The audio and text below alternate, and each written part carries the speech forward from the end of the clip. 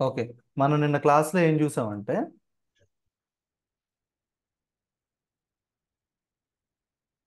అసలు ఆ sampling techniques ఏంటి, డిస్క్రీట్ ఏంటి, కంటిన్యూస్ ఏంటి, వేరియబుల్స్లో న్యూమరికల్ ఏంటి, కేటగిరికల్ ఏంటి, న్యూమరికల్ని ఏం పిలుస్తాం, కేటగిరికల్ని ఏం పిలుస్తాము, కేటగిరికల్లో నామినల్ అంటే ఏంటి, ఆర్డినల్ అంటే ఏంటి, ఆర్డినల్కిను ఇంటర్వెల్కి మధ్యలో ఉన్న డిఫరెన్స్ ఏంటి, ఇంటర్వెల్కి రేషియోలోకి మధ్యలో ఉన్న డిఫరెన్స్ ఏంటి, డిస్క్రీట్ అంటే ఏంటి, కంటిన్యూస్ అంటే ఏంటి, అసలు ఒక శాంపిల్ని తీసుకుని అందులో డిస్క్రీట్ వేరియబుల్స్ అంటే ఏంటి, కంటిన్యూస్ వేరియబుల్స్ అంటే ఏంటి, ఆ తర్వాత మనం కొన్ని డేటా సెట్లు తీసుకుని దానికి మీన్, మీడియన్, మోడ్ వాటిని మనం క్యాలిక్యులేట్ చేసాం. Okay, right. సో ఈ రోజు మనం ఏం చేద్దామంటే నిన్న మనం డిస్కస్ చేసాం కదా, ఆ డిస్కస్ చేసిన కాన్సెప్ట్స్కి ఒక పేరు ఉంది. దాన్నే మనం సెంట్రల్ టెండెన్సీస్ అంటాం అనమాట. ఏమంటామండి? Central tendencies. Central tendency meaning ఏమన్నా మీరు చెప్పగలరా? సెంట్రల్ టెండెన్సీ ఎందుకు ఈ వర్డ్ యూజ్ చేస్తున్నారు? దీనికి ఏమన్నా ఉందా మీనింగ్? సెంట్రల్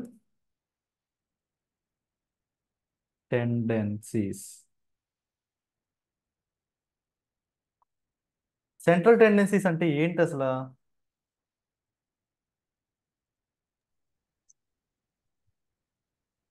జనరల్గా సెంట్రల్ టెండెన్సీస్ అంటే ఏంటి? మీ మొన్న ఎగ్జాంపుల్ చెప్పారు కదా వశిష్ట, మీరు సెంటర్ ఆఫ్ అట్రాక్షన్ అని. అంటే అందరు టువర్డ్స్ దట్ సెంటర్, అంటే మోర్ వెయిట్ అనుకోవచ్చు, లేదంటే more attracted to that centre అని అనుకోవచ్చు. ఏదైనా కూడా అవి అది సెంటర్ ఉంటది. సో సరౌండెడ్ అంత డేటా ఉంటది అనుకోవచ్చు. ఇంకా వేరే వాళ్ళు ఏమైనా చెప్తారా? సెంట్రల్ టెండెన్సీస్ అని వీటిని మనం ఎందుకు అంటున్నాం? ఒక గ్రూప్ కి పర్టికులర్ కంప్లీట్ ఇన్ఫర్మేషన్ ఇస్తుంది, not but an individual. So okay, ఇట్లా ఇంకా కూడా అనుకోవచ్చు, కదా, నేమింగ్ కన్వెన్షన్ తోటి central tendency trend towards centre అనుకోవచ్చు కదా. Ten towards centre. ట్రెండ్ ఎట్లుంది దాని. ఓకే, ఇంకా try to try to try to చెప్పండి. మీరు ఏమనుకుంటున్నారు ఏంటో చెప్పండి. సెంట్రల్ టెండెన్సీస్ అంటే ఏంటి?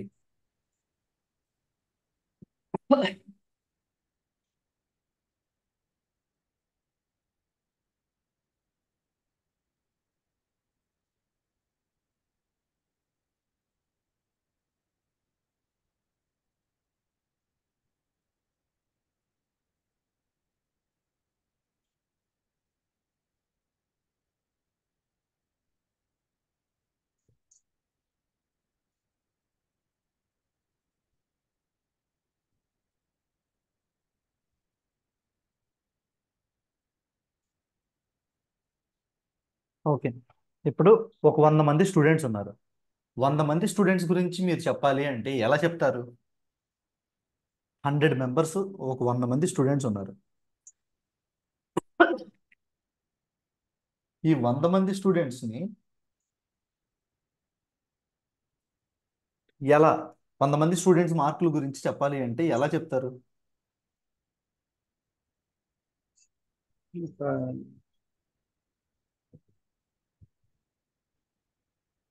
వాళ్ళని ఒక గ్రూప్ గా చేసి చెప్తాం.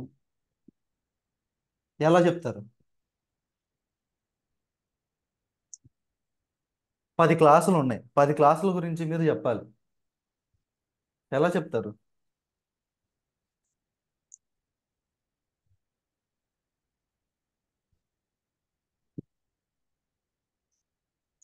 సో వాళ్ళందరినీ 10 క్లాసుల్లో ఉన్న స్టూడెంట్స్ ని డిఫరెన్షియేట్ చేసి వాళ్ళని ఒక గ్రూప్ గా చేసి, ఆ, ఈ గ్రూప్ కి ఇన్ని మార్క్స్ వచ్చినాయి, ఈ గ్రూప్ కి ఇంత మార్క్స్ వచ్చినాయి, అట్లా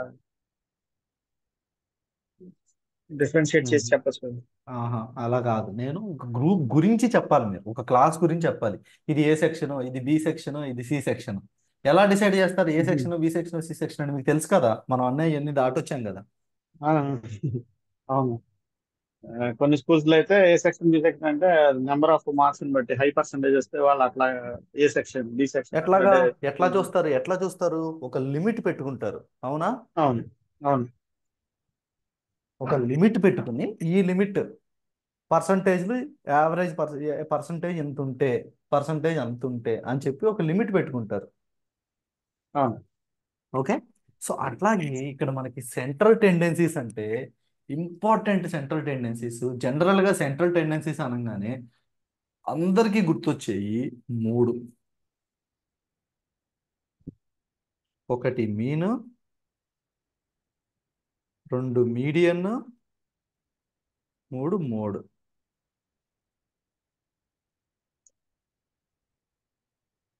ఓకేనా? ఓకే. ఈ సెంట్రల్ టెండెన్సీస్ ఎందుకంటే ఏదైనా ఒక హ్యూజ్ అమౌంట్ ఆఫ్ ఇన్ఫర్మేషన్ ఉందనుకో, ఆ ఇన్ఫర్మేషన్ అంతా కూడా దేనికి సంబంధించింది, దేనికి రిలేటెడ్, దేనికి దగ్గరగా ఉంది, ఇదంతా కలిపి ఒక దానిలాగా చెప్పాలంటే మనకి ఎట్లాగా? ఇప్పుడు ఫర్ ఎగ్జాంపుల్ ఆ ఊరోళ్ళు చాలా డేంజర్ అంటారు, లేకపోతే ఈ సిటీలో ఖర్చులు ఎక్కువ అంటారు. ఎలాగా? ఒకటి ఖర్చును బట్టే చెప్పేది. కాస్ట్ ఆఫ్ లివింగ్ మెట్రోపాలిటన్ సిటీస్తో కంపేర్ చేస్తే హైదరాబాద్లో చాలా తక్కువ అని చెప్తారు. ఎలా చెప్తారు? ఒకడు బతకడానికి అయ్యేదాన్ని బేస్ చేసుకుని చెబుతారా? లేదు కదా. అందరికీ యావరేజ్గా అయ్యే ఖర్చును చూసుకుని చెప్తారు. చె- యావరేజ్ చేస్తారు. యావరేజ్గా తీసుకుని అదంతా అట్లాగే ప్రతి సిటీలోనూ ఉన్నదాన్ని అంతా తీసుకుని క్యాలిక్యులేట్ చేసుకుని అప్పుడు వాటిల్లో ఏ తక్కువ ఉంటే ఆ సిటీలో బతకడానికి తక్కువ ఖర్చు అవుతుంది అని చెప్పి చెబుతారు. అవును. అంతేనా? క్లియరా? అవునండి. ఓకే. క్లియర్. ఇప్పుడు నేను మీకు ఒక డేటా చెప్తున్నా. కొన్ని కొన్ని ఈ పిక్చర్స్ చూపిస్తాను అనమాట. ఆ పిక్చర్స్ చూసి మీరు you need to tell me what representing what, ఏది దేన్ని రిప్రజెంట్ చేస్తుంది అనేది మీరు చెప్పాలి నాకు.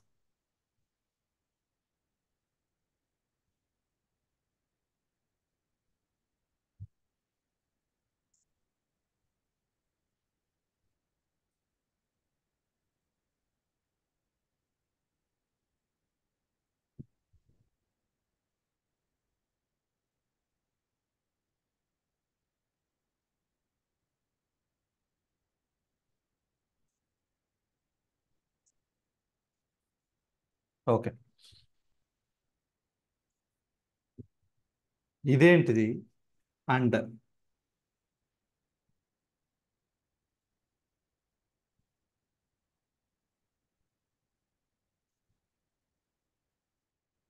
అండ్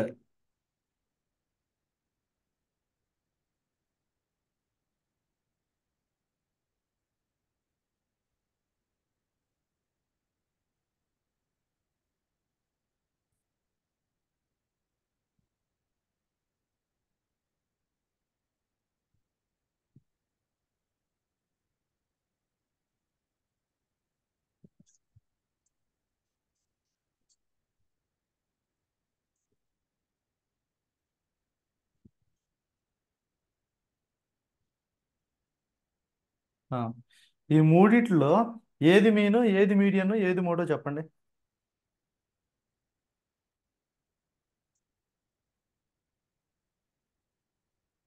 ఏది మీను, ఏది మీడియన్, ఏది మోడ్?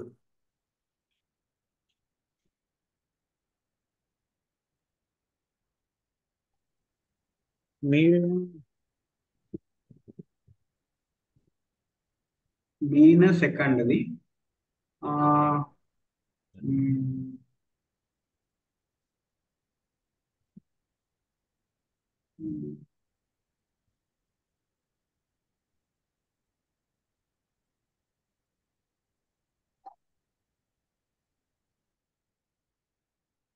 guys ఏంటి మాట్లాడలేదంటే ఎవరు? ఒకటి యావరేజ్, ఒకటి మిడిల్ వాల్యూ, ఇంకోటి మీరు ఇంటరాక్ట్ అవ్వట్లేదు అనుకుంటే ఇంకా నేను మాట్లాడండి చెప్పండి అని అడగను, నేను చెప్పుకుంటూ పోతా. క్లాస్ రికార్డింగ్స్ చూస్తుంటే మాట్లాడండి మాట్లాడండి అనే ఉంటుంది ఇంకా.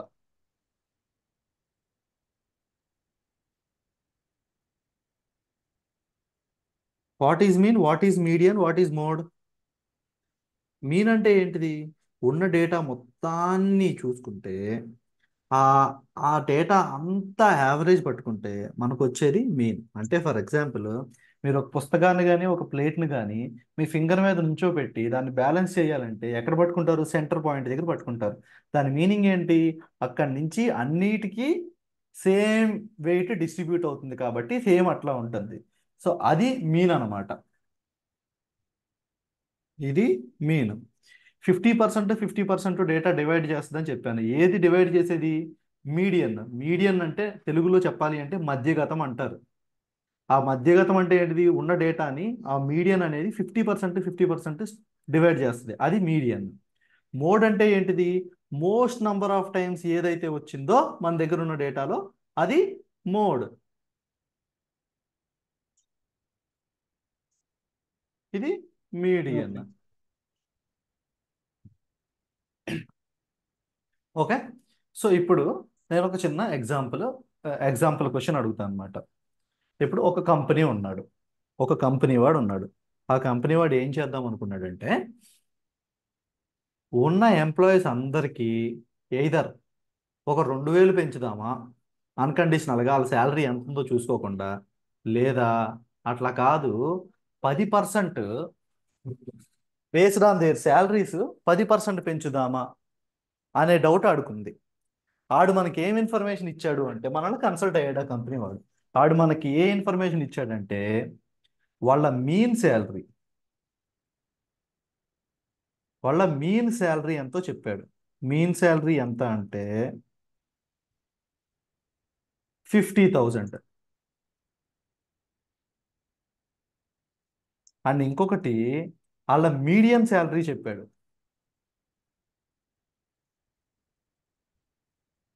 మీడియం శాలరీ ఎంత అంటే 20,000. వాళ్ళ మోడ్ చెప్పాడు. వాళ్ళ కంపెనీలో ఉన్న ఎంప్లాయీస్ శాలరీలో మోడ్ చెప్పాడు. ఆ మోడ్ ఎంత అంటే 10,000. 10,000. దీన్ని బట్టి ఈ ఇన్ఫర్మేషన్ మీకు ఇచ్చాడు.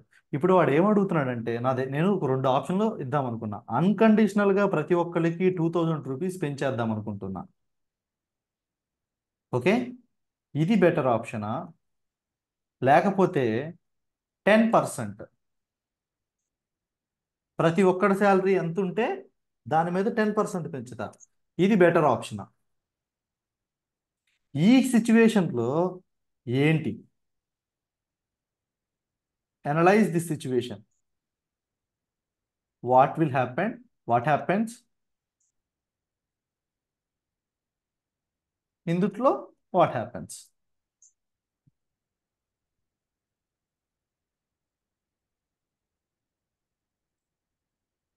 ఏమవుతుంది? ఇప్పుడు మోడ్ అనేది 10,000 వచ్చింది అనుకోండి. దాని అర్థం ఏంటి? వాళ్ళ దగ్గర 100 మంది ఎంప్లాయీస్ ఉంటే ఆ 100 మందిలో ఎక్కువ మందికి 10,000 శాలరీ డ్రా చేస్తున్నారు. మీడియం శాలరీ అనేది 20,000 వచ్చిందంటే దాని మీనింగ్ ఏంటి? వాళ్ళ దగ్గర ఉన్న ఎంప్లాయీస్ శాలరీలు అన్నిటిని ఏదో అసెండింగ్ ఆర్డర్లో కానీ డిసెండింగ్ ఆర్డర్లో కానీ పెడితే ఆ 20,000 శాలరీ అనేది ఉన్న శాలరీలు అన్నిటిని సగం సగంగా మారుస్తుంది, డివైడ్ చేస్తుంది.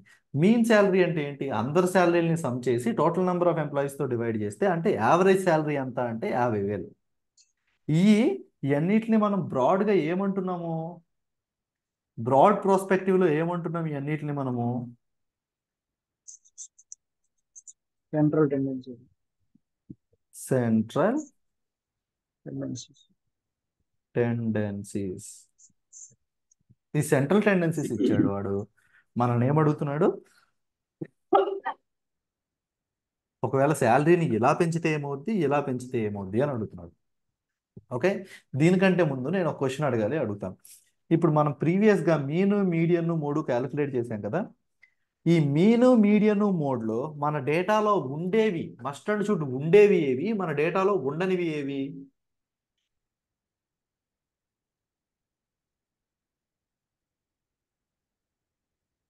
categorical. ఈ మీను మీడియన్ మోడ్లో మన డేటాలో ఉండేవి ఏవి, ఉండనివి ఏవి?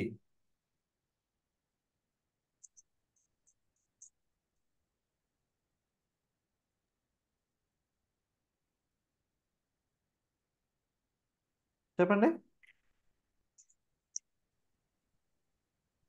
ఈ మీన్ మీడియన్ ఉంది చూసారా? మీన్ మీడియన్, మీన్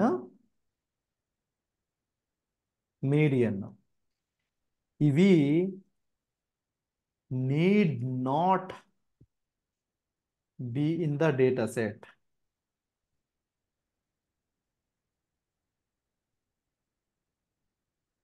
బట్ మన డేటా సెట్లో ఉండేది ఏంటిదండి? Mode has to be in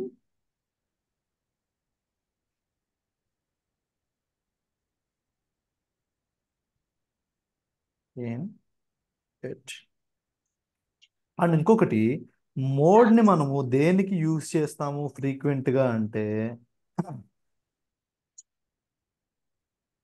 categorical డేటాని గురించి మాట్లాడేటప్పుడు దానికి సంబంధించిన సెంట్రల్ టెండెన్సీని క్యాలిక్యులేట్ చేయాలి అంటే అప్పుడు మనకి మోడ్ ఉపయోగపడుతుంది. ఎందుకనే మీను మీడియన్ ఉపయోగపడు?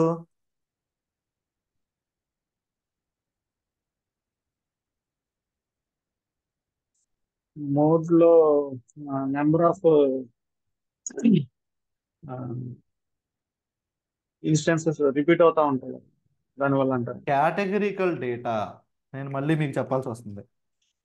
ఓకే. మనకి డేటా న్యూమరికల్, ఓకే. కేటగిరికల్ ఉంది. న్యూమరికల్ డేటాని క్వాంటిటేటివ్ అంటున్నాము, కేటగిరికల్ డేటాని క్వాలిటేటివ్ అంటున్నాము. కేటగిరికల్ డేటాలో రెండు రకాలు ఉన్నాయి, ఒకటి నామినల్, రెండు ఆర్డినల్. రెండు ఆర్డినల్. న్యూమరికల్ డేటాలో క్వాంటిటేటివ్ డేటాలో రెండు ఉన్నాయి, ఒకటి ఇంటర్వెల్, రెండు రేషియో. ఇందులో కేటగిరికల్ డేటాలో మనకి నామినల్ కేటగిరికల్ డేటా నామినల్లో తీసుకున్నా ఆర్డినల్లో తీసుకున్నా కానీ నంబర్స్తో వాటిని యావరేజ్లు చేయడానికి, మైనస్లు చేయడానికి, సబ్స్ట్రాక్షన్ చేయడానికి పాసిబిలిటీ లేదు. ఎందుకనే వాటికి డిఫరెన్స్ మీనింగ్ఫుల్ నామినల్ డేటాలో ఉండదు, ఆర్డినల్ డేటాలో డిఫరెన్స్ మీనింగ్ఫుల్ ఉండదు, ఆర్డర్లో ఉంటాయి కానీ. సో అలా లేదు కాబట్టి అటువంటి దానికి సెంట్రల్ టెండెన్సీ, అటువంటి దాని గురించి ఒక గ్రూప్గా చెప్పాలి అంటే, ఫర్ ఎగ్జాంపుల్ ఇప్పుడు ఒక గ్రూప్ తీసుకున్నాము. ఈ గ్రూప్లో 500 మెంబర్స్ ఉన్నారు. ఈ 500 మెంబర్స్లో 400 మెంబర్స్ ఎంప్లాయీస్. ఇంకో గ్రూప్ తీసుకున్నాం. ఈ గ్రూప్లో 300 మెంబర్స్, ఓకే, 800 మెంబర్స్ అన్ఎంప్లాయీస్. ఇందులో 1000 మెంబర్స్ ఉన్నారు. ఈ గ్రూప్ని ఏమని పిలుస్తాం? ఈ గ్రూప్ని ఏమని పిలుస్తాం? యావరేజ్ చేసి చెబుతాం, ఏమన్నా చెప్పడానికి కుదురుద్దా? ఇక్కడ ఏమున్నాయి? ఎంప్లాయీ, అన్ఎంప్లాయీ. ఈ మోడ్ ఏంటిది? ఇందులో మోడ్ ఏంటిది? Employees mode. ఇదంతా ఏమంటాం మనం? ఈ కేటగిరికల్ డేటానే కదా ఎంప్లాయీ, అన్ఎంప్లాయీ అనేది. ఇది ఎంప్లాయీస్ డేటా. అబ్బా గ్రూప్ అంతా ఎంప్లాయీస్ డేటానేరా, ఈ గ్రూప్ అంతా అన్ఎంప్లాయీస్ డేటాని. స్కూల్లో కూడా అట్లా అంటాం కదా, అబ్బాయి బ్యాచ్ వాళ్ళు ఉన్నారా శుద్ధ ఎదవలు, అందులో ఒకడు మంచోడు ఉన్నా కానీ ఆ ఎదవలతో ఉండడం వల్ల ఆడిని కూడా ఎదవగానే కన్సిడర్ చేస్తారు. కేటగిరికల్ అనేది కూడా అంతే అనమాట. కేటగిరికల్ డేటా గురించి ఒక గ్రూప్గా చెప్పాలనుకున్నప్పుడు మనకు ఉపయోగపడేది మోడ్ అనమాట. Got it? రైట్. సో ఇప్పుడు నాకు మీరు దీనికి సొల్యూషన్ చెప్పండి. You need to tell me the solution for this particular situation. Screen shot తీసుకోండి ఒకసారి. Everyone take a screen shot of this particular thing.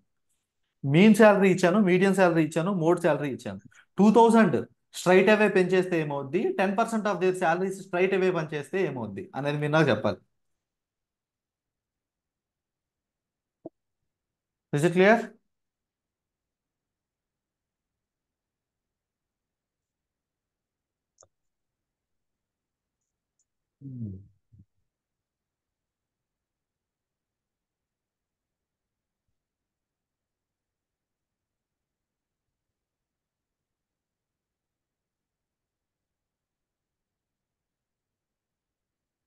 ఇది ఒక ఫుట్బాల్ గేమ్కి సంబంధించిన స్కోర్, ఒక బాస్కెట్ బాల్కి సంబంధించిన స్కోర్. ఓకేనా? బాస్కెట్ బాల్కి సంబంధించిన స్కోర్. ఈ స్కోర్స్ ఎలా ఉన్నాయో ఒకసారి చూడండి.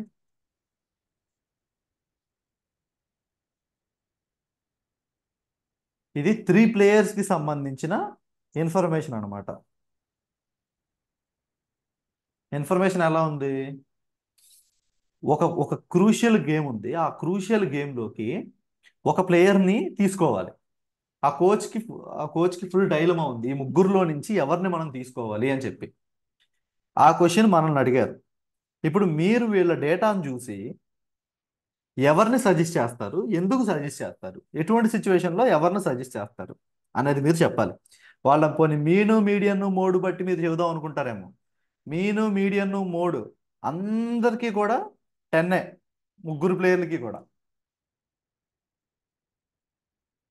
Is it clear for everyone?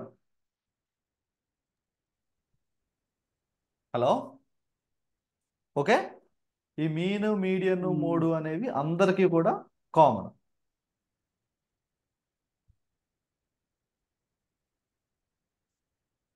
Right? So I will show this particular.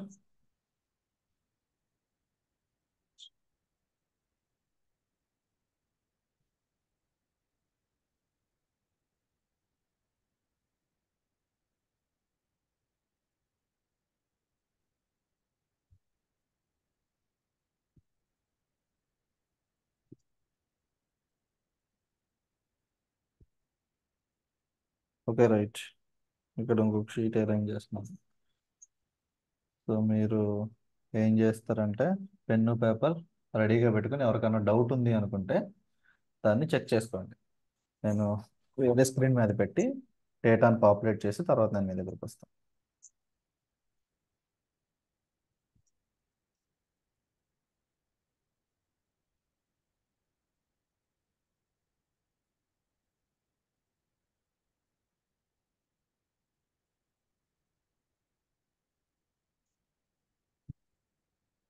ఏమేమి ఉన్నాయండి పాయింట్స్, ఎట్లా స్కోర్ చేశారు?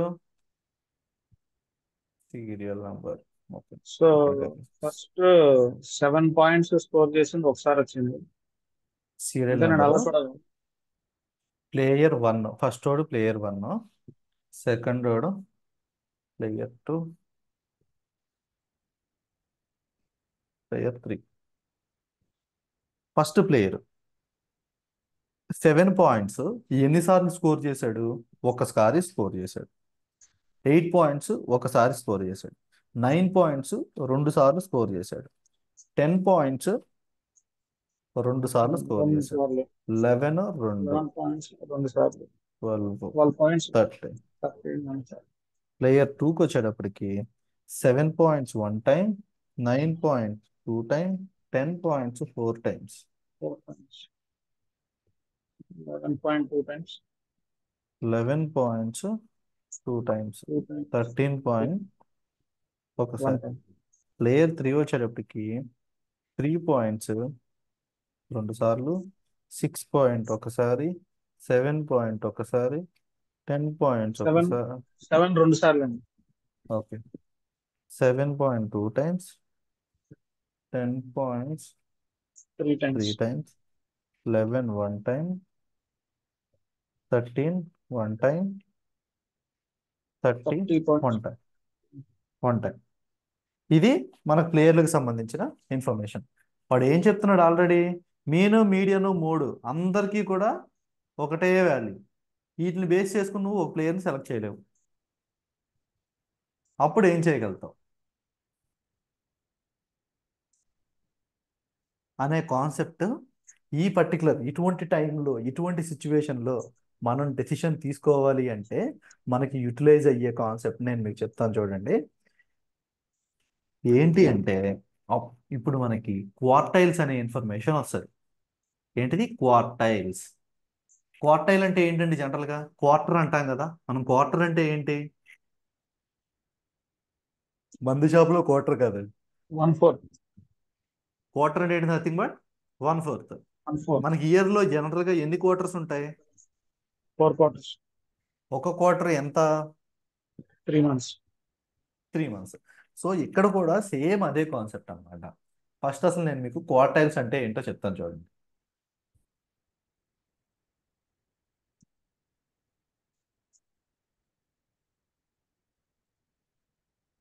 ఇప్పుడు మీ దగ్గర ఒక స్పెసిఫిక్ డేటా ఉందండి.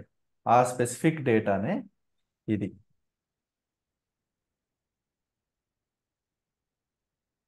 ఈ పర్టికులర్ వీడిని తీసుకుందాం. ఈ ప్లేయర్ 3కి సంబంధించిన డేటా ఒక quartile data. Okay, okay, done. So ఇప్పుడు నేను ఏం చేస్తానంటే దీన్ని తీసుకుందాము, వేరే డేటాని తీసుకుందాము, శాంపిల్ డేటాని. Okay, right. ఇప్పుడు నేను ఒక శాంపిల్ డేటాని తీసుకుంటాను. ఆ శాంపిల్ డేటా ఏంటి అంటే ఒకసారి చూపిస్తాను చూడండి. 1 1 2. ఓకే, దీంట్లో కంటే ఎక్సెల్లో తీసుకుంటాము. ఆ శాంపిల్ డేటా ఏం తీసుకుంటున్నానంటే నేను 1 1 1 2 2 2 3 3 4 4 5 5 6 7 8 9 9 9 10. ఓకే, ఒకసారి చూడండి. ఇప్పుడు మనకు టోటల్గా ఎన్ని డేటా పాయింట్స్ ఉన్నాయి ఇక్కడ? 20. 20 ఉన్నాయా, 19 ఉన్నాయి? మనకున్న సారీ, డేటా 19. పాయింట్స్ ఎన్ని? 19. 19. 19. ఓకే, ఈ 19ని అసలు ఫస్ట్ మనం క్వార్టైల్స్లోకి మార్చాలి అంటే మీరు గుర్తుపెట్టుకోవాల్సింది ఎన్ని క్వార్టర్లు ఉంటాయి? 4 క్వార్టర్లు ఉంటాయి. మీకు ఒక కర్రని ఇచ్చి 4 ఈక్వల్ పార్ట్లుగా చేయమన్నారు అనుకోండి, అప్పుడు మీరు ఏం చేస్తారు చెప్పండి? ఇది ఒక స్టిక్, దీన్ని 4 ఈక్వల్ పార్ట్స్గా చేయమన్నారు అనుకోండి, ఎట్లా డివైడ్ చేస్తారు మీరు? 4 ముక్కలుగా 4 ముక్కలుగా ఎలా చేస్తారు? ఆ, ఇక్కడ నుంచి డైరెక్ట్గా ఇక్కడికి, మీరు ఇక్కడ 4 నుంచి ముక్కలుగా కట్ చేసుకుంటూ వెళ్ళిపోతారా? ఇక్కడ నుంచి ఇక్కడికి వెళ్ళ ముందు టోటల్ లెంగ్త్ ఎంత చూసుకుని దాని ప్రకారంగా ఫస్ట్ ఏం ఈక్వల్. చేస్తారు మీరు? ఫస్ట్ 2 సకాలు చేస్తారు. అవును, ఆ తర్వాత ఈ 2 సకాల్ని పదాలని ఇంకో 2 ఈక్వల్. ఇంకో 2 సకాలు చేస్తే అప్పుడే అంతే కదా 4 పాయింట్లు.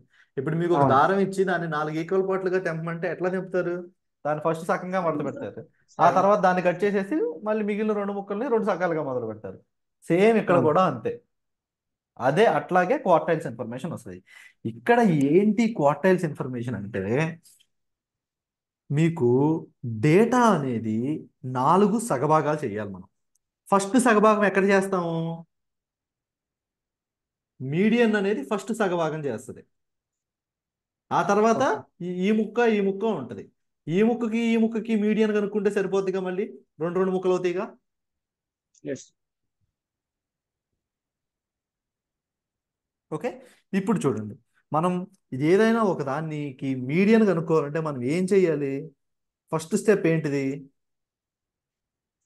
Equal parts. దాన్ని ఎయిదర్ అసెండింగ్ ఆర్డర్లో అయినా డేటా ఉందో లేదో చూసుకోవాలి, లేకపోతే డిసెండింగ్ ఆర్డర్లో అయినా ఉందో లేదో చూసుకోవాలి. ఫస్ట్ ఇది చూసుకోవాలి. ఇక్కడ మనకి డేటా అసెండింగ్ ఆర్డర్లో ఉంది, సో నో ప్రాబ్లం. ఇప్పుడు మనం ఫస్ట్ మీడియన్ కనుక్కోవాలి. మీడియన్ అంటే ఏంటిది? అన్నిటికంటే మధ్యలో ఉండేది. దీంట్లో టోటల్గా ఎన్ని డేటా పాయింట్లు ఉన్నాయి? ఎన్ని డేటా పాయింట్లు 19. ఉన్నాయి? n is equal to 19 data points ఉన్నాయి. ఓకే, ఇప్పుడు 3 డేటా పాయింట్లు ఉన్నాయి అనుకుందాం. n is equal to 3 data పాయింట్లు ఉన్నాయి అనుకుందాం. దీని మిడిల్ వాల్యూ కనుక్కోవాలంటే ఎట్లాగా చెప్పండి? బై 2 చేసేస్తే సరిపోద్దా? మిడిల్ వాల్యూ వచ్చేస్తుందా? 1.5 వస్తుంది. అది కాదు కదా యాక్చువల్గా మీడియన్. ఏంటిది? ఇప్పుడు 1 2 3 ఉన్నాయి. 1 2 3 1 1 2 3 సెకండ్ ఉన్నప్పుడు మీడియన్ వాల్యూ ఏమవుద్ది? 2. 2 దగ్గర రెండో వాల్యూ రెండోది ఈ ఉన్న డేటా మొత్తాన్ని సగం సగంగా డివైడ్ చేస్తుంది, అంతే కదా? ఇప్పుడు ఏంటిది? ఫార్ములాని డిడ్యూస్ చేయడం. చూడండి, మీరు ఫార్ములా గుర్తుపెట్టుకుంటాం కదా, ఒక చిన్న ఎగ్జాంపుల్ తీసుకుని మీరు ఫార్ములాను అప్పటికప్పుడు క్రియేట్ చేయాలి. ఇప్పుడు ఏమవుతుంది? ఇది రావాలి అంటే ఏమవ్వాలి? ఇక్కడ n+1/2. ఇది ఎప్పుడు? ఆడ్ నంబర్ ఆఫ్ వాల్యూస్ ఉన్నప్పుడు. చూడండి, మీకు ఒకవేళ 11 ఉన్నాయి అనుకోండి, అప్పుడు మిడిల్ వాల్యూ ఏమవుద్ది? 1 2 3 4 5 6 7 8 9 10 11 ఉన్నాయి. 11 ఉన్నప్పుడు మిడిల్ వాల్యూ ఏమవుద్దండి? ఇది కొట్టేశాం, ఇది కొట్టేశాం. ఏదవుతుంది చూడండి, ఇదే వాల్యూ 1 2 3 4 5 6, ఇది 6వ వాల్యూనేగా. 6వ వాల్యూ ఎట్లా వస్తుంది 11 ఉన్నప్పుడు? n+1/2, 11+1/2, 12/2. అదే మీకు ఈవెన్ నెంబర్ ఉందనుకోండి, ఈవెన్ నెంబర్ ఉంది, ఏంటిది even number of data values ఉన్నాయి. ఇప్పుడు ఫర్ ఎగ్జాంపుల్ 10 ఉన్నాయి అనుకోండి, అప్పుడు ఏం చేస్తారు మీరు? 10 డేటా పాయింట్స్ ఉంటే ఏం చేస్తారు? 10/2 10/2 చేస్తే మీకు మీడియన్ వచ్చేస్తుందా? అంటే మిడిల్ వాల్యూ వస్తుంది. మిడిల్ వాల్యూ ఎట్లా వస్తుంది 10 వేస్తే నీకు?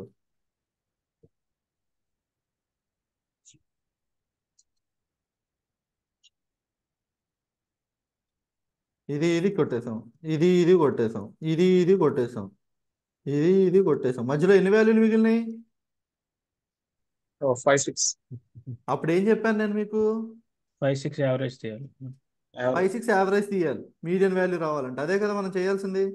Yeah. సో ఇప్పుడు n అనేది ఈవెన్ ఉన్నప్పుడు పరిస్థితి ఏంటి? n అనేది ఈవెన్ ఉన్నప్పుడు పరిస్థితి ఏంటి? need to take an average. ఎలా? దాని ఫార్ములాలోకి మార్చి చెప్పండి. ఇందాక నేను ఫార్ములా చెప్పాను కదా మీకు, n+1/2 అయితే ఆడ్ నెంబర్ ఆఫ్ వాల్యూస్ ఉన్నప్పుడు n+1/2 వస్తుంది. ఎలా వచ్చిందంటే ఒక 2 వాల్యూలు తీసుకున్నాను, ఈ వాల్యూ కాబట్టి 3/2 కాదు 3+1/2 కాబట్టి ఇది డెడ్యూస్ చేసి ఇంకా ఎక్కువ వాల్యూస్ ఉన్న ఇంకో 2 3 ఆడ్ వాల్యూస్ ఉన్న సిచ్యువేషన్ కూడా తీసుకుని నేను మీకు చెప్పాను. కానీ ఇప్పుడు దీన్ని మీరు ఎట్లా చెప్తారు చెప్పండి? ఆడ్ వాల్యూస్ ఉంటే ఎట్లాగా, ఈవెన్ వాల్యూస్ ఉంటే ఎట్లాగా? How you are going to deal this situation? ఏది కావాలి మనకి?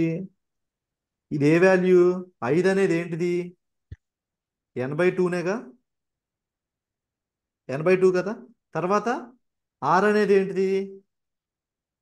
n+2నా? n/2+1. Okay, n/2 comma n/2+1 వాల్యూస్ని మనం యావరేజ్ చేయాలి, అంతే కదా. ఒకసారి ఇక్కడ చూడండి, మీకు క్లియర్గా చెప్తున్నాను. మీకు ఇక్కడ మనకి ఇది n/2, ఇదేంటిది n/2+1 వాల్యూ. ఈ రెండింటిని యావరేజ్ చేస్తే ఏమొస్తుంది? n/2+n/2+1/2. ఈ బై 2ని పక్కకు ఈ బై 2ని ముందు పైన దాన్ని సాల్వ్ చేద్దాం. పైన దాన్ని సాల్వ్ చేస్తే ఏమొస్తుంది? n/2 ప్లస్ దీన్ని తీసుకొస్తే n+2/2. ఈ రెండు ఒకటే కాబట్టి 2n+2/2. అంతేనా? చూడండి ఒకసారి,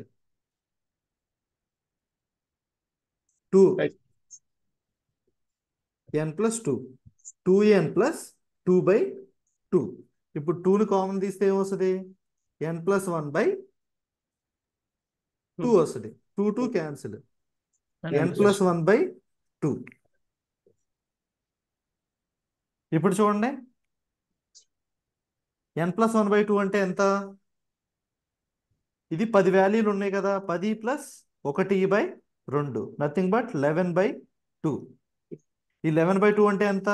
ఎగ్జాక్ట్గా 5.5 ప్లేస్ అనేది. ఇక్కడ మీరు గుర్తుపెట్టుకోవాల్సింది ప్లేస్, పొజిషన్స్, వాల్యూస్ కాదు, పొజిషన్స్. ఏ పొజిషన్లో మీడియన్ వాల్యూ మనకు వస్తుంది? ఏది మీడియన్? 5.5కే కదా, 5.5దే కదా మనకు మొత్తాన్ని సపరేట్ చేసేది. Yeah. 5కి 6కి మధ్యలో ఉండేదే కదా. Yes. 4. Okay, clear. ఇటు 5 ఉన్నాయి, ఇటు 5 ఉన్నాయి, ఈ మధ్యలో ఉండేదే మనకి దీన్ని క్లియర్ చేసే మీడియం. ఓకే, ఇప్పుడు ఒక చిన్న, ఓకే ఇప్పుడు రైట్, 1 సెకండ్ అండి.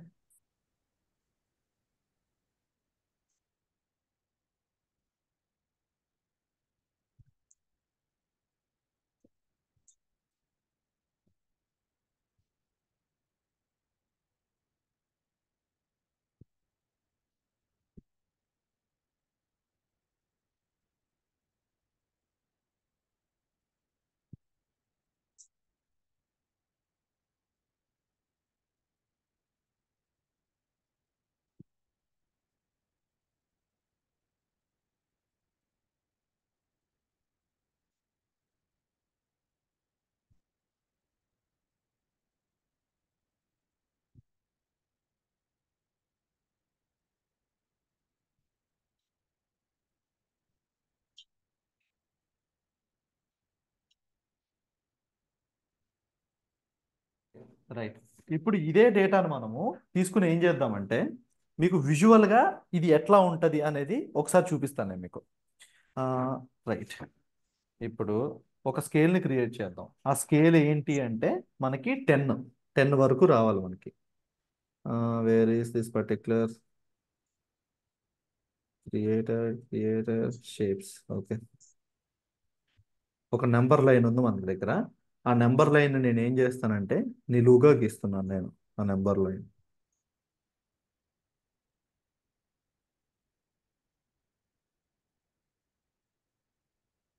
ఓకే, ఒకసారి చూడండి. ఇప్పుడు ఈ నెంబర్ లైన్కి నేను నెంబర్స్ ఇస్తున్నా. 2, 3, 4, 5, 6, 7, 8, 9, 10.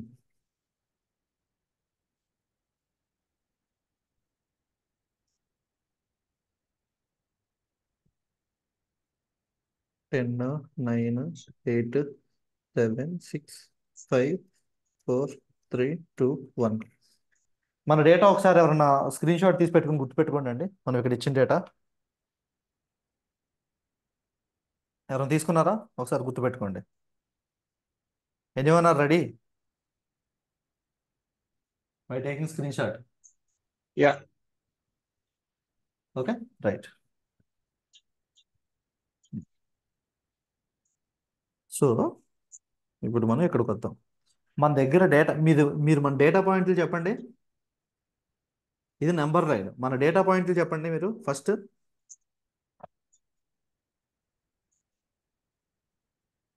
చెప్పండి అండి. ఒక నిమిషం. ఒక నిమిషం.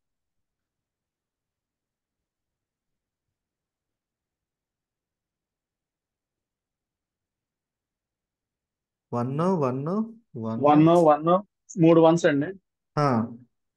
తర్వాత 3 3 2s, 2 3s, 2 3s, 2 4s, 2 5s, 6, 7, 8, 3 9s, 10. Okay, right. టోటల్గా ఎన్ని? 19 పాయింట్స్. ఓకే. సో ఇప్పుడు మన డేటా మొత్తాన్ని ఒక అసెండింగ్ ఆర్డర్లో కానీ డిసెండింగ్ ఆర్డర్లో కానీ పెట్టాం. ఇక్కడ మీరు పొజిషన్, మీడియన్ అనేది పొజిషను, దాన్ని బ్రెయిన్లో ఫుల్గా క్లియర్గా పెట్టుకోండి. మీడియన్ అనేది ఏంటిది? పొజిషన్. ఓకే. 1లు మనకి ఎన్ని ఉన్నాయి? 1లు మనకి ఎన్ని ఉన్నాయి? 3. 2లు మనకి ఎన్ని ఉన్నాయి? 3. 3లు మనకి ఎన్ని ఉన్నాయి? 2. 4లు? 2. 5లు? 2. 6, 1. 7, 1. 8, 1. 9 3. 10. 10 1. 1. 10 1. Yeah. ఓకేనా? సో ఇప్పుడు చూడండి. రైట్. మనం డేటాని ఎట్లా డివైడ్ చేయాలి? మన ఫస్ట్ కాన్సెప్ట్ ఏంటి? మీడియన్ అనేది ఏం చేస్తుందని చెప్పాను నేను. డేటాని 2 ఈక్వల్ పార్ట్స్గా చేస్తుంది. డేటాని 2 ఈక్వల్ పార్ట్స్గా చేయడం అంటే ఏంటిది? అటుపక్కన ఇటుపక్కన సమానమైన డేటా ఉండాలి. ఒకసారి ఇక్కడ చూడండి మీరు. మనం ఫస్ట్ ఈ డేటా మీద చూసి ఆ తర్వాత నేను మీకు ఈ డేటా మీద చూపిస్తా. ఈ డేటాలో టోటల్గా 19 పాయింట్స్ ఉన్నాయి. 19 అనేది ఏంటిది? ఆడ్ కదా. ఆడ్ వచ్చినప్పుడు మీడియన్ అనేది ఎక్కడ ఉంటుంది? n+1/2. అంటే నథింగ్ బట్ 10th పొజిషన్లో. 10th పొజిషన్ ఏది ఇందులో? 1 2 3 4 5 6 7 8 9. 10th position. 10th పొజిషన్ ఏదండి? 4. ఒక్కసారి ఇప్పుడు చూడండి. ఏంటిది? 4 అనేది మీడియన్. గుర్తుపెట్టుకోండి. ఒకసారి చూడండి. మీడియన్ అనేది ఇది ఏం చేయాలి? డేటాని 2 ఈక్వల్ పార్ట్స్గా డివైడ్ చేయాలిగా. ఇప్పుడు పైన ఎన్ని పాయింట్లు ఉన్నాయో చూడండి. 1 2 3 4 3 4 5 6 7 8 9. ఇక్కడ చూడండి. 3 3 6 2 8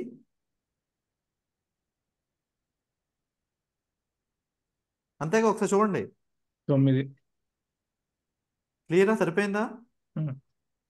రైట్. డేటాని రెండు ఈక్వల్ పార్ట్గా ఏది సపరేట్ చేస్తుంది? మీడియన్. మీడియన్. ఓకే. ఇప్పుడు మళ్ళీ తర్వాత ఈ డేటాను సపరేట్ చేయాలంటే ఎక్కడ?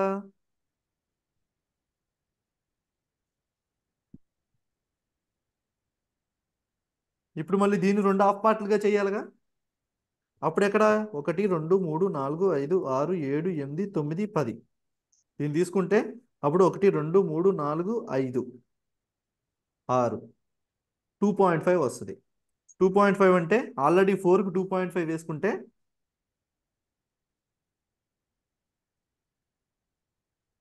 ఇక్కడ 5, ఇక్కడ 5. సో అట్లాగే ఇక్కడ కూడా. సో నేను మీకు ఇంట్యూషన్ ఎందుకు ఇస్తున్నాను ఇక్కడ అంటే,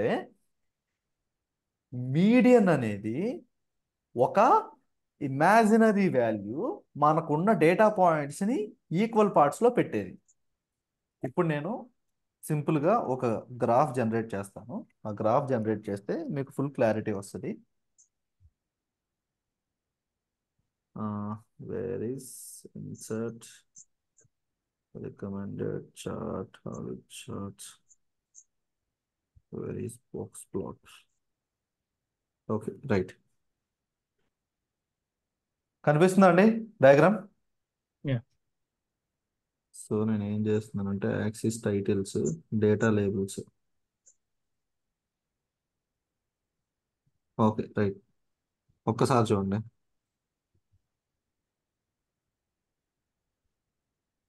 ఇప్పుడు ఇక్కడ చూస్తే మీకు ఏమర్థమవుతుందండి? ఒకసారి చూడండి.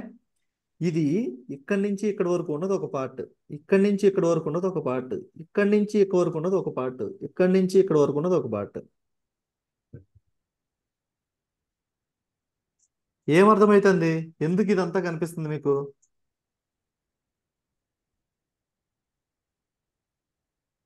ఈ 4 పార్ట్లు మీకు డిఫరెంట్ హైట్లో కనిపిస్తున్నాయా, కనిపించట్లేదా? 4 ఈక్వల్ పార్ట్లు అంటే 4 సమాన భాగాలుగా ఉండాలి కదా. కానీ ఇక్కడ 4, ఇదేమో సన్నగా ఉంది, ఇదేమో కొంచెం లావుగా ఉంది, ఇదేమో ఇంకొంచెం లావుగా ఉంది, ఇది దీనికంటే ఎక్కువ లావుగా ఉంది. ఎలాగా? 4 ఈక్వల్ పార్ట్లు కదా. మనం ఒక కర్రని 4 ముక్కలు చేసినప్పుడు 4 ఈక్వల్ పార్ట్స్గా ఉండాలి కదా. ఇక్కడ కానీ ఇది ఎక్కువగా, ఇది తక్కువగా, ఇది సన్నగా ఉంది. ఎందుకనే? What is the reason?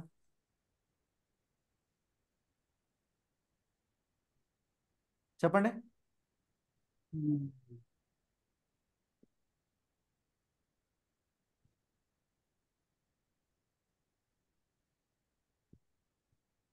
ఎందుకండి?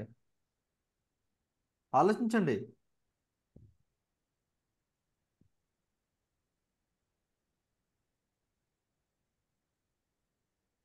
ఒకసారి చూడండి.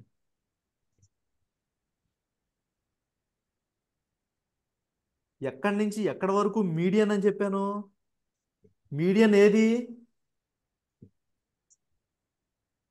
4 10th పొజిషన్. మీడియనే కదా ఇది. ఇదిగో ఇక్కడ మీడియన్ 4 అని కనిపిస్తుంది కదా మీకు. ఎస్. ఓకే. ప్రతి క్వార్టర్లోనూ కూడా ఈక్వల్ నెంబర్ ఆఫ్ వాల్యూస్ ఉంటాయి మనకి. ఇక్కడ సేమ్ నెంబర్ ఆఫ్, ఇక్కడ సేమ్, ఇక్కడ సేమ్, ఇక్కడ సేమ్. కానీ ఇది ఎందుకు తక్కువగా ఉంది, ఇది ఎందుకు ఎక్కువగా ఉంది, ఇది దీనికంటే ఎక్కువగా ఎందుకు ఉంది, ఇది దీనికంటే తక్కువగా ఎందుకు ఉంది? చెప్పండి.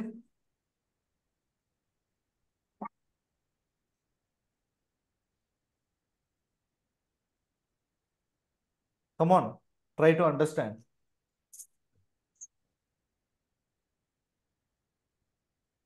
ఓకే, నేను మీకు ఒక ఇప్పుడు ఆ క్వార్టర్ లోపల మనం మళ్ళీ మీడియం తీసుకోబట్టి డిఫరెంట్ వాల్యూస్ వస్తాయి కాబట్టి. లేదు లేదు లేదు, కాదు కాదు, నేను చెప్తాను చూడండి. ఒక సింపుల్ ఎగ్జాంపుల్ చూద్దాం చూడండి. మీకు ఒక 20 మంది ఉన్నారండి. ఒక 20 మంది పీపుల్ ఉన్నారు. ఆ 20 మంది పీపుల్కి 4 ఇళ్ళు ఇచ్చారు. 4 ఇళ్ళు ఇచ్చారు. అందులో ఒకళ్ళకేమో ఓన్లీ సింగిల్ బెడ్రూమ్ ఇచ్చారు, ఒకళ్ళకి సింగిల్ రూమ్ ఇచ్చారు, ఒకరికి డబుల్ బెడ్రూమ్ ఇచ్చారు, ఒకరికి విల్లా ఇచ్చారు. వాళ్ళ అప్పుడు వాళ్ళ పరిస్థితి ఏంటి? వాళ్ళు ఎలా ఉంటారు? రూమ్ ఇచ్చిన వాళ్ళ పరిస్థితి ఎట్లా ఉంటుంది? మొత్తం ఇరుకిరుగ్గా ఉంటుంది కదా.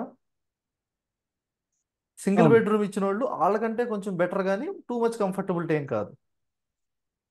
డబుల్ బెడ్రూమ్ ఇచ్చిన వాళ్ళు వీళ్ళిద్దరి కంటే బాగానే ఉంటారు, కానీ ఓకే స్పేషియస్గా ఉంటారు. కానీ విల్లా ఇచ్చినోడి పరిస్థితి ఏంటి? మోర్ ఎక్కడ పడితే స్పేషియస్. అక్కడ ఉంటారు. ఒకడు ఆ మూల ఉంటే ఒకడు ఈ మూల ఉంటారు. ఇక్కడ మీరు అర్థం చేసుకోవాల్సింది ఏంటంటే, మనం డెన్సిటీ అంటాం. మీకు ఐడియా ఉందా? డెన్సిటీ ఎక్కువ ఉండడం, డెన్సిటీ తక్కువ ఉండడం అంటాం మనం డైలీ యూస్ చేసేటప్పుడు. యా డెన్సిటీ అంటే ఐడియా ఉంది కదా అందరికి. ఇప్పుడు ఇక్కడ నేను ఇంట్రడ్యూస్ చేసేది మీకు డిస్ట్రిబ్యూషన్. నేను ఇక్కడ మీకు ఇంట్రడ్యూస్ చేసే వర్డ్ డిస్ట్రిబ్యూషన్ అన్నమాట. ఇక్కడ మన దగ్గర ఉన్న 19 వాల్యూస్ని 4 ఈక్వల్ పార్ట్స్లో చేసినప్పటికీ ఒక 4 వాల్యూస్ ఏమో కన్సిస్టెంట్గా ఉన్నాయి. ఒక 4 వాల్యూస్ ఏమో ఒకటి అక్కడ ఒకటి ఇక్కడ ఒకటి అక్కడ ఉన్నాయి. ఇంకో 4 వాల్యూస్ ఏమో దానికంటే దారుణంగా ఉన్నాయి. ఇంకో 4 వాల్యూస్ చాలా దగ్గరలో అడ్జస్ట్ అయిపోయినాయి. సో ఏంటి అంటే చెప్తాను చూడండి. ఈ అన్నిటిని 4 పార్ట్లు చేసుకుంటూ వచ్చాము అంటే మనకి ఎన్ని వాల్యూస్, ఒక్కొక్క దాంట్లో ఎన్ని వాల్యూస్ రావాలండి? ఒకసారి చూడండి. ఫర్ ఎగ్జాంపుల్ ఈ యొక్క 20 వాల్యూస్ అనుకుందాం. ఈ ఫస్ట్ ఎక్కడున్నాయి? 1 నుంచి 2 మధ్యలోనే నలుగురు అడ్జస్ట్ అయిపోయారు. 1 నుంచి 2 మధ్యలోనే నలుగురు అడ్జస్ట్ అయిపోయారు. తర్వాత 2 నుంచి 3 మధ్యలోనే, 2 నుంచి 4 మధ్యలోనే ఇంకొకరు అడ్జస్ట్ అయిపోయారు. కానీ ఇంకో 5గురికి ఎక్కడి వరకు రావాల్సి వచ్చింది? 5, 6, 7, 8 వరకు రావాల్సి వచ్చింది. వీళ్ళకి ఇంత స్పేస్ దొరికింది అడ్జస్ట్ అవ్వడానికి. ఆ తర్వాత వీళ్ళకి ఈ మిగిలిన 5గురికి 1, 2, 3, 4, 5 ఇంత స్పేస్ దొరికింది వీళ్ళకి. గైస్ అర్థమైందా నేను చెప్పింది?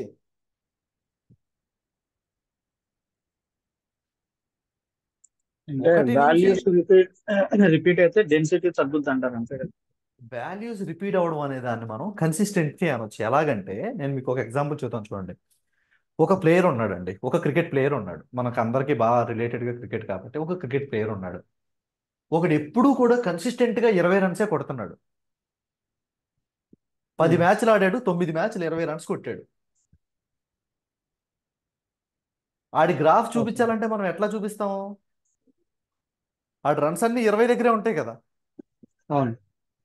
ఓకే, ఇంకొకడు ఉన్నాడు, ఒకసారి 10 కొడతాడు, ఇంకోసారి 20 కొడతాడు, ఇంకోసారి 200 కొడతాడు, ఇంకోసారి 300 కొడతాడు, ఇంకొకసారి 50 కొడతాడు, ఇంకోసారి డెక్ అవుట్లు అవుతాడు. అప్పుడు ఆడి గ్రాఫ్ ఎట్లా ఉంటది? ఆడిని చూపించాలంటే మనకి ఎక్కడి నుంచి ఎక్కడి వరకు నెంబర్లు కావాలి? అదే 20 మ్యాచ్లకి 0 దగ్గర నుంచి 300 వరకు కావాలి. అది ఇది ఓకే. కన్సిస్టెంట్ గా కొడుతున్న వాళ్ళు వీళ్ళు, కంపారిటివ్ టు దీంతో కంపేర్ చేస్తే. అంతే కదా? అర్థమైందని నేను చెప్పేది. ఇది డిస్ట్రిబ్యూషన్ అన్నమాట. కన్సిస్టెన్సీ ఎక్కువ ఉందనుకోండి డేటాలో, అన్ని దగ్గరగా ఉంటాయి. ఇప్పుడు ఎవరిని ఎప్పుడు పంపించాలి అనేది కోచ్ ఎప్పుడు డిసైడ్ చేసుకుంటాడు? ఇప్పుడు ఒకటి ఉందండి, నేను నేను నేను మీకు చిన్న యూజ్ కేస్ చెప్తాను. లాస్ట్ ఓవర్లో 30 రన్స్ కొట్టాలి ఫర్ ఎగ్జాంపుల్ అనుకుందాం. మన దగ్గర ఉన్న ప్లేయర్లో ఒక్కడు మాత్రమే 35 రన్స్ అంతకుముందు కొట్టాడు.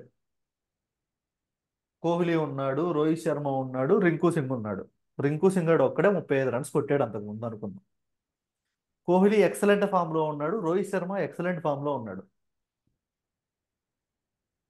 కానీ రోహిత్ శర్మతో కంపేర్ చేసిన, రోహిత్ శర్మని కోహ్లీని రింకు సింగ్తో కంపేర్ చేస్తే ఆడు ఒక ఓవర్లో 35 కొట్టినన్ని సార్లు వీళ్ళు కొట్ల. కానీ ఆడు ఇప్పుడు ఫామ్లో లేడు. ఎవరిని పంపిస్తారు? 35 ఫామ్ రన్స్ లో కొట్టకపోతే ఉన్నాడు. ఓడిపోతారు. అవును. ఎవరిని పంపిస్తారు చెప్పండి? వీళ్ళు పక్కా 20 రన్స్ అయితే కొడతారు. 20 రన్స్ కొడితే ఓడిపోతారు. అప్పుడు ఎవరిని పంపిస్తాడు కోచ్? Think think big.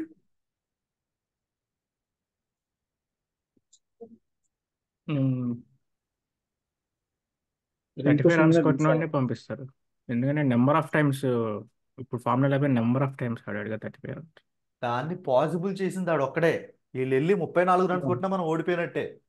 ఆడెళ్ళి కొట్టకపోయినా ఓడిపోయినట్టే. కానీ కొట్టడానికి అవకాశం ఎవడకుంది? రింకు సింగ్ ఉంది సార్. ఓకేనా? సరే, అట్లా కాదు, ఓన్లీ 18 రన్సే కొట్టాలి. అప్పుడు ఎవరు పంపిస్తారు? రింకు సింగ్ని తీసుకుంటారా? తీసుకోరు, కోహ్లీని పంపిస్తారు. కోహ్లీ ఐదర్ కోహ్లీనో రోహిత్ శర్మనో పంపిస్తారు. రోహిత్ శర్మ. మీకు అర్థమైందా? మనకి మనం మ్యాచ్ చూస్తున్నప్పుడు మనం చెప్తాం, ఈ అమ్మాయి ఈడిని ఎందుకు పంపించాడు, అసలు బుర్రా బుద్ధి లేదా అనుకుంటాం మనం జనరల్గా. కానీ దాని వెనకాల బోల్డ్ క్యాలిక్యులేషన్స్, బోల్డ్ లెక్కలు ఉంటాయి. అంత సింపుల్గా మనం అరుగుల మీద కూర్చొని మాట్లాడుకున్నంత ఈజీగా ఉండదు. అరే ధోని ఎందుకు వచ్చాడు ఇప్పుడు, వీడు ఇప్పుడు కాదుగా దిగేది, లేకపోతే కోహ్లీ ఎందుకు వచ్చాడు ఇప్పుడు కాదుగా దిగేది అంటే ప్రతిదీ కూడా హ్యూమన్ ఇంటెలిజెన్స్ వేరు, హ్యూమన్ ఎమోషన్స్ వేరు, డేటా మాట్లాడేది వేరు. అక్కడ ఉన్న బౌలరు, ఆ ఫీలింగ్ కాంబినేషను, నెక్స్ట్ వచ్చే బౌలింగ్, వాళ్ళు కొట్టాల్సిన దాని మీద, కన్సిస్టెన్సీ మీద బోల్డ్ లెక్కలు ఉంటాయి. స్పోర్ట్స్ అనలిటిక్స్ అనేది one of the biggest market, challenging market. Okay, ఇక్కడ మీరు అర్థం చేసుకోవాల్సింది ఏంటి అంటే నాకు క్వార్టైల్స్.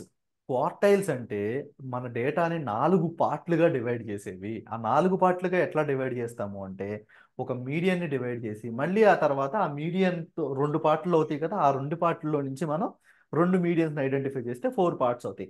ఇక్కడ మీరు చూడాల్సింది నంబర్స్ని కాదు, పొజిషన్స్ని.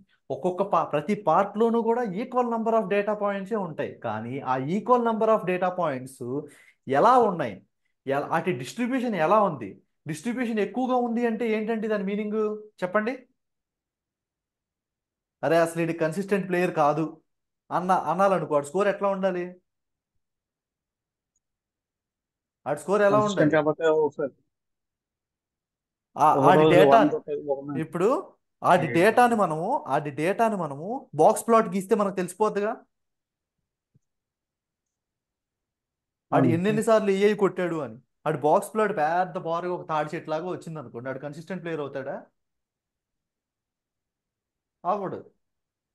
కన్సిస్టెంట్ ప్లేయర్ అంటే ఎప్పుడు కూడా స్పెసిఫిక్గా ఇక్కడి నుంచి ఇక్కడ వరకు కొట్టాలి. సరే, అవుట్ స్టాండింగ్ పర్ఫార్మెన్స్ అంటాం అంటే ఏంటిది? దాని మీనింగ్ ఏంటి చెప్పండి? What is the meaning of out standing performance? Constant గా బాగా పెర్ఫార్మ్ చేస్తుంది. కాదు, అవుట్ స్టాండింగ్ పర్ఫార్మెన్స్ అంటే అన్నాను. అన్ని ఆర్ట్స్కి అగైనెస్ట్, ఐ మీన్ ఆ, చెప్పండి చెప్పండి చెప్పండి. అదే అన్ని ఆర్ట్స్కి అగైనెస్ట్గా నిలబడ్డాడు. అవుట్ స్టాండింగ్ పర్ఫార్మెన్స్ అంటే అసలు ఆడి పర్ఫార్మెన్స్ కాదు, అది ఆడి క్యాపబిలిటీ కాదు. కానీ ఆడి ఆడి బౌండరీస్ని, ఆడి లిమిటేషన్స్ని అన్నిటిని చెరిపేసి అవుట్ స్టాండింగ్ పర్ఫార్మెన్స్. ఇప్పుడు మీరు out standing performance cricket players, Indian cricket players చేసిన సిచ్యువేషన్స్ ఏమన్నా చెప్పండి. మీరు ఫస్ట్ అవుట్ స్టాండింగ్ పర్ఫార్మెన్స్ అనిపించిన సిచ్యువేషన్ ఏదైనా ఉంటే చెప్పండి.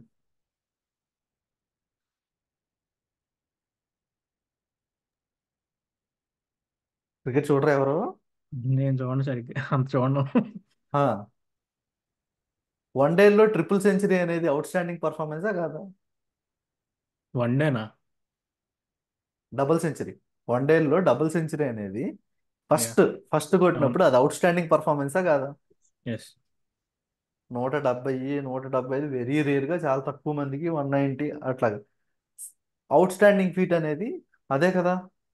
యా, అవును. 250 అనేది 250 ఉంది చాలా కదా, బిగ్. స్కోర్ లేదా?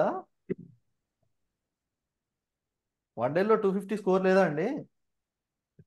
250 1 డేలో ఉండదండి.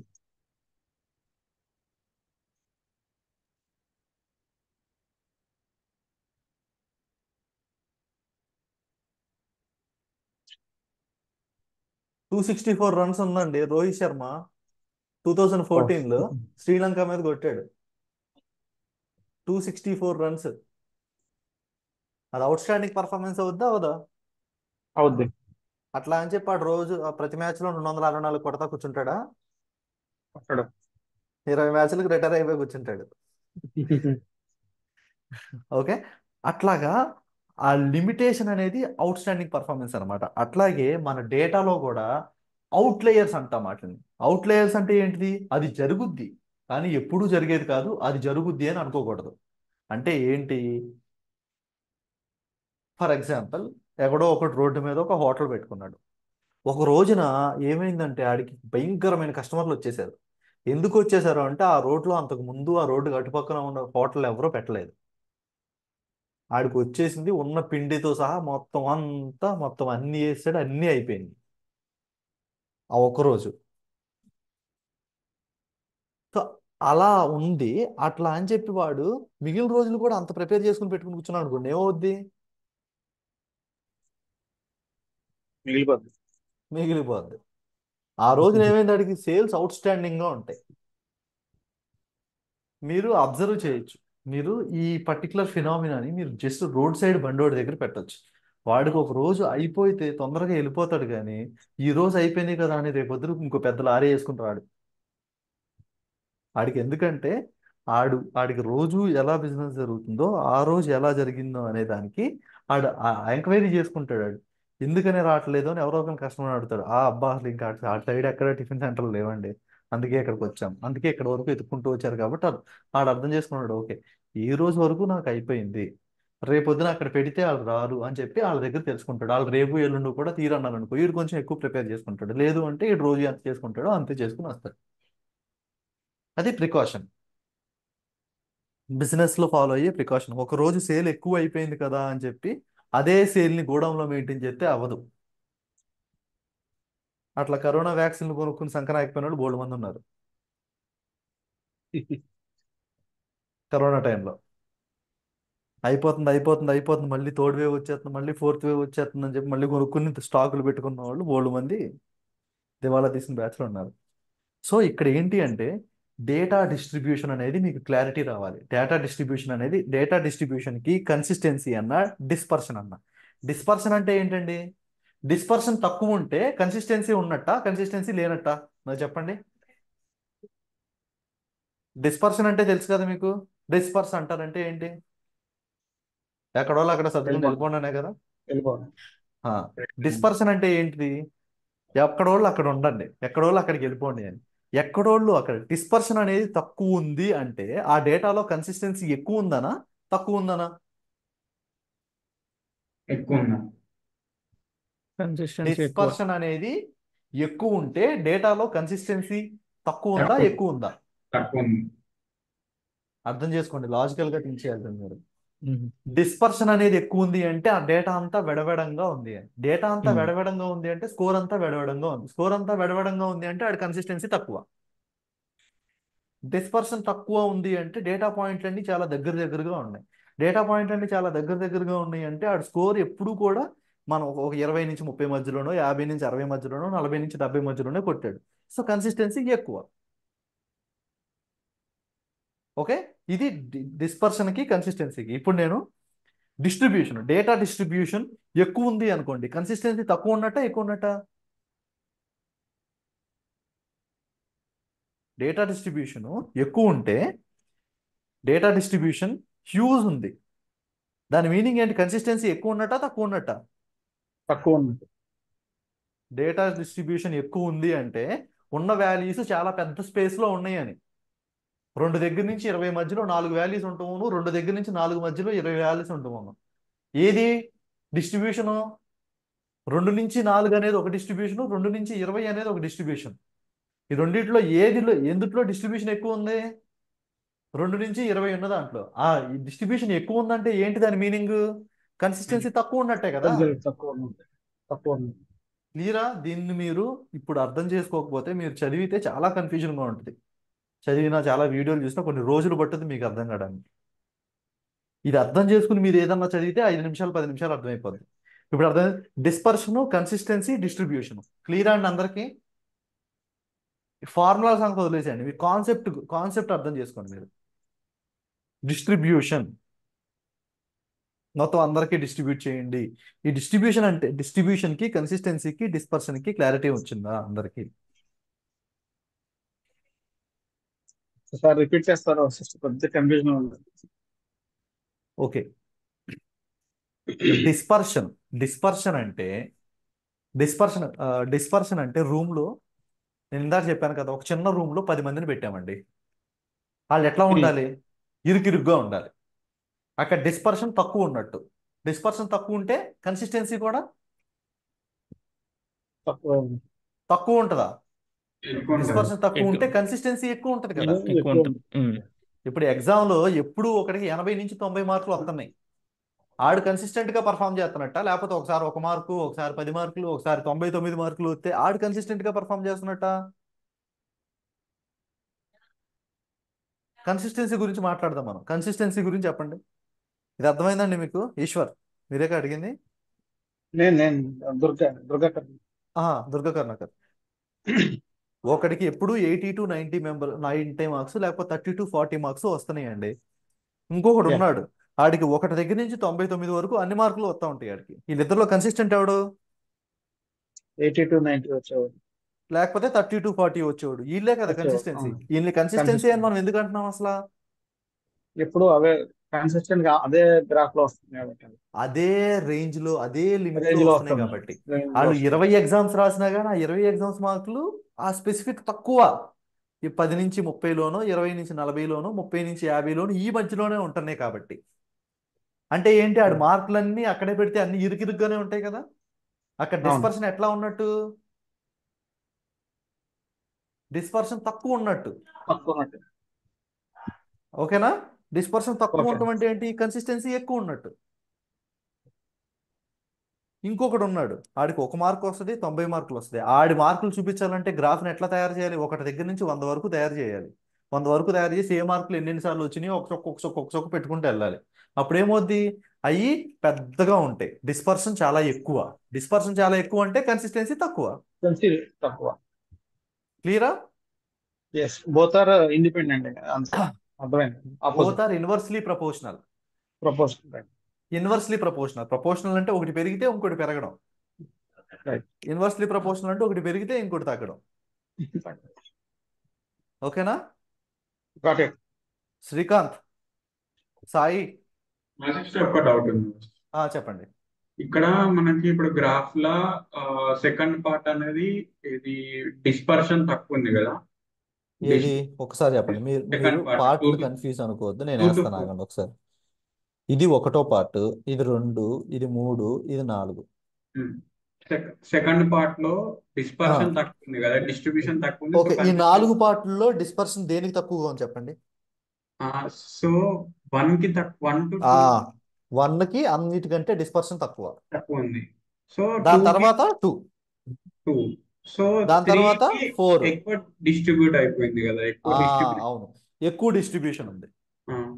సో 4 కి తక్కువ ఉంది, అంటే కంపారిటివ్లీ 3 కి 3 కంపేరిటివ్ టు కన్నా 3 కంపేర్ చేస్తే 4కి తక్కువ ఉంది. తక్కువ ఉంది. సో 2 కన్నా ఎక్కువ ఉంది, 3 కన్నా తక్కువ ఉంది కదా. ఆ, సో ఇప్పుడు మీరేమన్నారంటే అవుట్లయర్స్ అని అంటున్నారు కదా, అవుట్ ఆఫ్ ది ఆ, డేటా అని ఆ. అంటున్నారు కదా.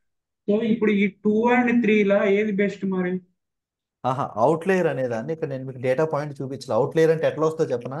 ఇది నార్మల్ గా జరిగే ఫినామినా. అవుట్లేయర్ అంటే ఇక్కడ వస్తుంది, ఇట్లాగా చుక్కల్లాగా వస్తాయి మనకి. Okay okay. సో ఇది ఇప్పుడు ఎప్పుడు నా డౌట్ ఏంటంటే 2 and 3 లో కంపేర్ చేస్తే మనకి 1 బెస్ట్ కదా, అప్పుడు డిస్పర్షన్ తక్కువ ఉంది. Okay, right. నేను ఆ ఆ, కాన్సెప్ట్ చెప్తాను మీకు. ఇప్పుడు ఓకే 1, ఇప్పుడు మీకు 1 ఇట్లా ఎందుకు ఇచ్చారు మీరు? ఇట్లా ఎందుకు అదే ఇచ్చారు? డౌట్. ఓకేనా? సరే, నేను చెప్తాను చూడండి. నేను మీకు చెప్తాను చూడండి. ఇప్పుడు మీరు ఒక స్టాక్ మార్కెట్లో పర్చేస్ చేద్దాం అనుకుంటున్నారు. ఒక స్టాక్ను పర్చేస్ చేద్దాం అనుకుంటారు. మీరు ఏం చేస్తారు? వరస్ట్గా పర్ఫామ్ చేసింది, బాగా బీభత్సంగా పర్ఫామ్ చేసింది వదిలేస్తారు. వదిలేసి ఇది కన్సిస్టెంట్గా ఎక్కడి నుంచి ఎక్కడి వరకు పర్ఫామ్ చేస్తుంది అనేది చూసి ఈ ఈ స్పాన్ని మీరు అబ్జర్వ్ చేసుకుని ఓకే, మనం ఇక్కడ పర్చేస్ చేస్తున్నామా, ఇక్కడ పర్చేస్ చేస్తున్నామా అని చూసుకుంటారు, మీకు లాస్ లేకుండా. ఏంటిది? అరే అబ్బా, వాడు బాగా చదవని సిచ్యువేషన్ వదిలేస్తాం, బాగా చదివేసిన సిచ్యువేషన్ వదిలేస్తాం, మోడరేట్గా ఎట్లా ఉంటాడు అనేది చూసుకుంటాం. ఆ middle 50% values very very very important అనమాట దేనికైనా కానీ. ఇదేంటిది? మిడిల్ 50% వాల్యూసే కదా. కింద 25 తీసేస్తున్నాం, టాప్ 25 తీసేస్తున్నాం. ఈ మధ్యలో ఉంది చూసారా, ఇది మిడిల్ 50%. ఓకే, దీన్ని మనం ఐక్యూఆర్ అంటామండి. ఏమంటాము?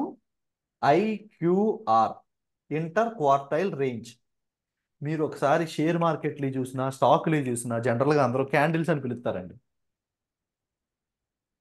క్యాండిల్స్ అని పిలుస్తారు. క్యాండిల్స్ అంటే ఎందుకు, యాక్చువల్గా అసలు దానివల్ల ఉపయోగం ఏంటి అనేది దీని గురించి తెలిస్తే తెలుస్తుంది.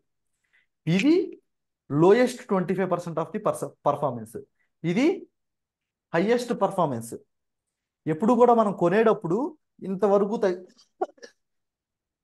ఇక్కడ కొనకూడదు. అట్లాగని ఇక్కడ కొనకూడదు. ఇక్కడ కొన్నాం అనుకోండి, ఇక్కడ వరకు పెరుగుద్ది అని అవకాశం హోపు ఉంటుంది. ఇక్కడ కొన్నాం అనుకోండి, అమ్మేయడానికి కొన్నాం అనుకోండి, ఇక్కడ వరకు తగ్గుతుంది అనే స్కోప్ ఉంటుంది. ఇక్కడ కొంటే ఇంతకు మించి తగ్గకపోవచ్చు, పెరగచ్చు. కానీ సేఫ్ ప్లే ఏది? ఈ మిడిల్ 50%తో ఆడేదే సేఫ్ ప్లే. దీన్ని మనం ఐక్యూఆర్ అంటాం అనమాట. వీటిని బాక్స్ డిస్కస్ ప్లాట్స్ అంటాం.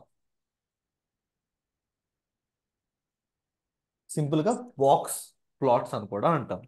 వీటినే క్వార్టైల్స్ అని కూడా అంటాం అనమాట. ఇస్ ఇట్ క్లియర్ అండి ఫర్ ఎవ్రీవన్? ఓకే, సో ఇప్పుడు మన సెకండ్ పార్ట్ అనేది ఎక్కువ సెంటర్ కి లీన్ అవుతుంది కాబట్టి సెకండ్ బెస్ట్ అన్నమాట.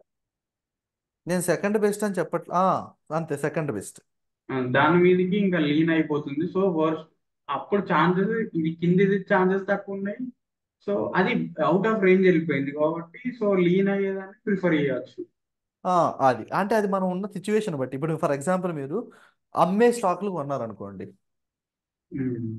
అప్పుడు ఏది తక్కువకి, ఇంతకంటే తక్కువ అయితే అమ్మేది, ఎక్కువ అయితే అమ్మేది, రెండు రకాలుగా ఉంటాయి కదా. అమ్మేయి అంతకంటే తక్కువ అవుద్ది అని కొన్నారనుకోండి, మీరు పైన కొనుక్కుంటాం బెటరు.